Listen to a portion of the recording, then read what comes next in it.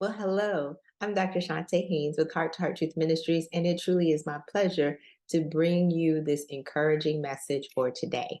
We're in the series, I'm Building Something, and this is part 9, and I am excited about you being fortified for the journey. So let's go ahead and bow and jump right in. Most gracious and Heavenly Father, God, we thank you.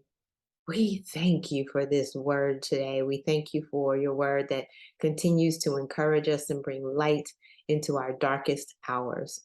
We thank you that it is fortified to move us forward and strengthen us for the journey. We thank you, Father, for your word today. And we come ready to receive your word. We come ready to hear what you have to say. So we're asking, Lord, that you speak to me and speak through me so that those that are listening are empowered and impacted in such a way, oh God, that they will be forever changed into the way you would have for them to be. It's in Jesus' name that we do pray and give you thanks. Amen. Well, God bless each and every one of you. I'm telling you, I'm excited about this word. And I already told you a little bit about what we're going to be talking about today. And that is this I'm Building Something series.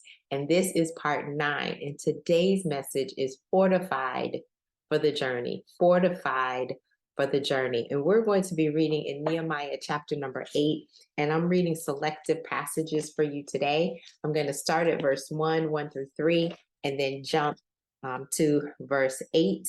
And then I'll tell you where we're going from there. It says, when the 7th month came to the Israelites, and the Israelites had settled in their towns, all the people gathered together at the square in front of the water gate. They asked Ezra the scribe to bring the book of the law of Moses that the Lord had given Israel. On the first day of the 7th month, Ezra the priest brought the law before the assembly of men, women, and all who could listen with understanding. While he was facing the square in the front of the water gate, he read out of it from daybreak until noon, before the men, the women, and those who could understand. All the people listened attentively to the book of the law. I'm going to skip down to verse 8, and the Bible says, they read out of the book of the law of God, translating and giving the meaning so that the people could understand what was read. Nehemiah, the governor, Ezra, the priest and scribe, and the Levites who were instructing the people said to all of them, this day is holy to the Lord your God. Do not mourn or weep. For all the people were weeping as they heard the words of the law. Then he said to them, go and eat what is rich, drink what is sweet, and send portions to those who have nothing prepared, since today is holy to our Lord. Do not grieve, because the joy of the Lord is your stronghold. And the Levites quieted all the people, saying, be still, since today is holy, do not grieve. Then all the people began to eat and drink, send portions, and have a great celebration, because they had understood the words that were explained to them. Verses 13 and 14, and the Bible says, on the second day, the family members of all the people, along with the priests and Levites, assembled before Ezra the scribe to study the words of the law. They found written in the law how the Lord had commanded through Moses that the Israelites should dwell in booths during the festival of the 7th month. And then drop down to verse 18. Ezra read out of the book of the law of God every day from the first day to the last. The Israelites celebrated the festival for 7 days.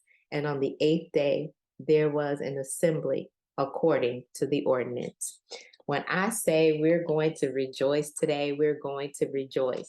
Why? Because we're talking about feasts and celebrations. And yes, we are building something, but as they were building, there was a time that they celebrated. You see, I'm in the midst of building, and I think I told you guys that I want to enjoy the journey. Anytime you're building something, you want to enjoy what you're doing. But there comes a time where you could either be frustrated in trying to get it done, or you can wait on the Lord and recognize that what he is doing, his timing is perfect. Oh, we even look at our lives, we look at our businesses, we look at our careers, we look at our plans, and we say, Lord, it's not lining up with the way that I want it. I don't know about you, but I had planned when I was really young. The engineer in me does come out, guys. I had planned when I was very, very young that I was going to be married by 18. I was going to have my first kid then, so that when I'm 36, my first kid would be 18 years old. Did that make sense? None whatsoever. But I had a plan. Now, I'm not saying you shouldn't have a plan, but we submit all of our plans to the Lord. If we're going to build something right, remember, I go back to the psalm that says, except the Lord built a house, they labor in vain that built it. He kind of probably laughs at a lot of our plans. But what I want to tell you is if we are trusting God, if we are following God, then everything is going to work out for our good. All things work together for those that love God and are called according to his purpose. I will tell you this one thing that I have a mission to do that I'm fighting for is women who are devastated by loss.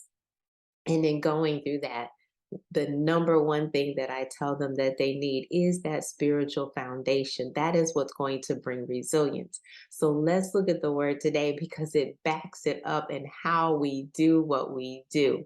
So first of all, let me just tell you, in the 7th month is really known as Feast of Tabernacles, or we start with the Feast of Tabernacles, our modern day Rosh Hashanah, identified for us in Levi, the 23rd chapter, as well as the 24th chapter. But it is a call for repentance, but it's also a call for celebration. See, in the first 3 verses, as I read, just as a reminder, Ezra read the word to the people. The people listened attentively, but notice they stood up for the word. There was a respect for the word of God. We need to respect the word of God these days, and we act like it's not going to come to pass. But those that believe it, those that trust in it, those that walk in it, those that are doing what it says are reaping the benefits. I'm a living testimony to that. If you look at my life, in many instances, they've always asked, well, why do you always have these checks coming in? Why are you always blessed? I believe I am standing on it flat footed. I know for a surety that God takes care of me. And I am going to continue to lift his name on high because he has been good and very good. Song says every time I turn around, he keeps on blessing me. And I will testify to that every day of my life. He has never left me nor forsaken me. And as David said, I was young and now I'm old, but I've never seen the righteous forsaken nor his seed begging bread. He makes sure he comes through for you. So Ezra was reading to the people in the first 3 verses that I read, and they stood up for the word. They wanted to receive the word, which is the second part, the 8th through the 12th verse. The Levites explain the word of God. Sometimes we don't understand what the word is saying, and we need those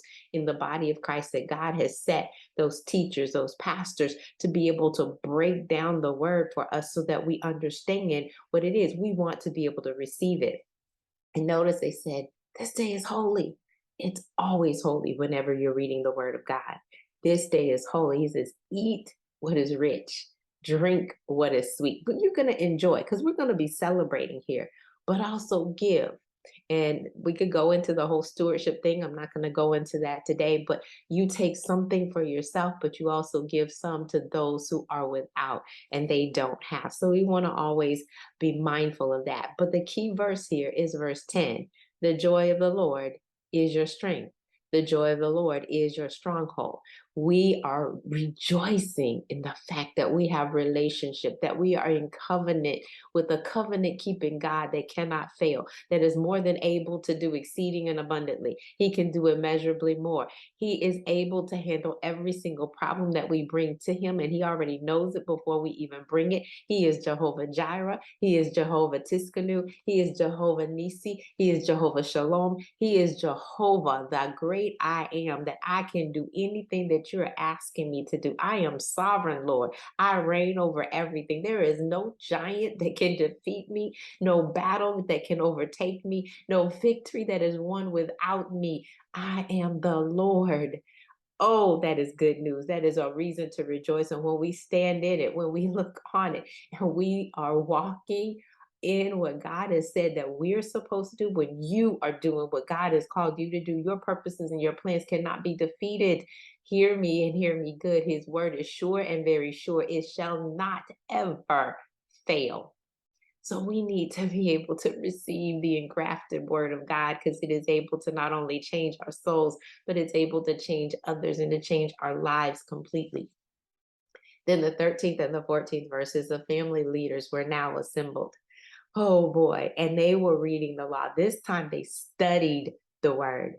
And so they could respond appropriately. And they started responding. Why? Because then it recognized for them the Feast of Tabernacles. This was supposed to happen on the 15th day. On the 15th day, they were supposed to then dwell in these booths. And so they said, go out, go get them, let's do this. And they were celebrating for 7 days, identified for us in the 18th verse. But what I also want to bring to your attention is that on Jesus's time, it was the same feast, this same feast. And on the last day, that, the last day they poured out the drink offering as part of this feast.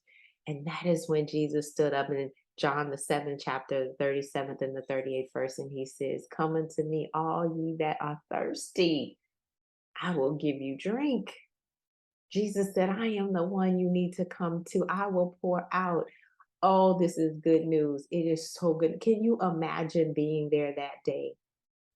You're going through the celebration as usual, and this is the last day of the celebration. You've been rejoicing in the Lord and rejoicing in his word and knowing what he has said and knowing what he has done and testifying to his goodness and glory and in his presence and all of this. And Jesus stands up when they're pouring out the drink offering that says, hey, that he's going to pour out his spirit on the people. And Jesus says, all you that are thirsty, come to me. He says he is the way, the truth, and the life. No man is going to come to the Father except through him. If you want the Spirit of God to reign over your life, if you want the anointing of God even the more, Jesus is the answer to whatever the question is. So I'm just going to remind you the 3 points that I gave you as I was just breaking it down for you. You need to respect the word. That means that you need to stand in it and you need to submit to it. You need to receive the word. You need to be strengthened by it and get your stability from it. And the third one is that you need to respond to the word. That means you're going to have to study it. You need to sanctify yourself, set it apart in your life that you are going to actually do this, and then sing about his goodness and his glory in the midst of all of it. In other words, celebrate. So here, I'm going to break it down for you again. Wait on it. Wait on the word. Trust in it. Trust in the word. Yield to it. Yield to the word. Bask in it. Bask in the word. Stand on it. Stand on the word. Walk in it. Walk out that word and be it. Be the light that God has called you to be. Be the salt that he has called you to be in this earth. This is your time. You are fortified for this process, fortified for the journey. There's a journey that he has you on and he wants you to enjoy. The only way you're going to do that is if you receive the word and respond to it. But you've got to respect it in order to do that. I'm Dr. Chonta Haynes. Look, let's go ahead and pray right now. Father, in the name of Jesus, we thank you for your word again, Lord. We thank you that it encourages our hearts and our souls, and whatever we need, you've already provided. You told us that we were fearfully and wonderfully made. Even before the foundation of the world, you handpicked us and you formed us and you purposed for us to be who we are today. Help us to see ourselves through the eyes of the cross, that we would see the image that we are bearing, oh God, and that image that we are bearing is one of you, that we are doing things according to your will and your way. We're not settling, Lord, that we are having excellent spirit, just like Caleb and Joshua, that we are going to go in and conquer whatever mountain you want us to conquer, wherever you want us to go. We are building something, but you are building us up first and foremost so that we can go out to do what you called us to do. Help us to respect your word even more, that when it is read, we know for a fact that it is you speaking to us, not just some mere mortal man, not just someone who was reading from it that might be fallible, but that it is the engrafted word. Lord, it is your word, and we worship your word. We worship you, oh God. Whatever you say is coming to pass. You told us that we are more than conquerors. You said that we shall not be defeated, that whatever you have already planned for each and every one of us, it shall come to fruition. If we would just keep our eyes on you, we could stay in perfect peace. You said that we should be anxious for nothing, but in all things by prayer, supplication, with thanksgiving to make our requests known. And we do. And you said you would give us your peace. Thank you, God, that we don't worry, we pray. Thank you, Father, that when we receive that word, our lives are forever changed. Our attitudes are changed. Our outlook is changed. We don't compare ourselves with anybody else, but we look to the light. We look to you, and you have already predetermined early on who we are. Oh, we are not going to doubt our abilities because you gave them to us. We're not going to second guess what our capabilities are because you gave that to us to help us, oh God. Oh, to be steadfast and unmovable, always abounding in the work of the Lord, because we are receiving your word. We are responding to your word, oh God, because we respect it. Oh, thank you, Father, for blessing and encouraging each and every one of our hearts and our souls, Lord. This day we know that we are yours. We don't waver, that we have been called. We don't waver, and we have been equipped, and we don't waver. It's in Jesus' name, that mighty, wonderful name. It's because of all that he has done that we do pray and give you thanks. Amen. Again, I'm Dr. Chonta Haynes with Heart Truth Ministries. It truly is my pleasure that this word is going to be received by you, and you're going to walk in it. Don't let anybody tell you any differently. You are God's child, and as his child, he says, greater is he that is in you than he that is in the world. Have an absolutely fantastic rest of your day. God bless.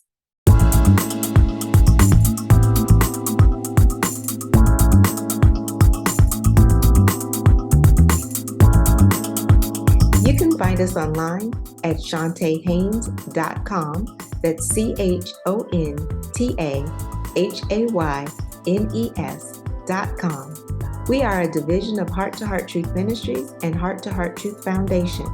Donations are welcomed at ChontaHaynes.com/foundation.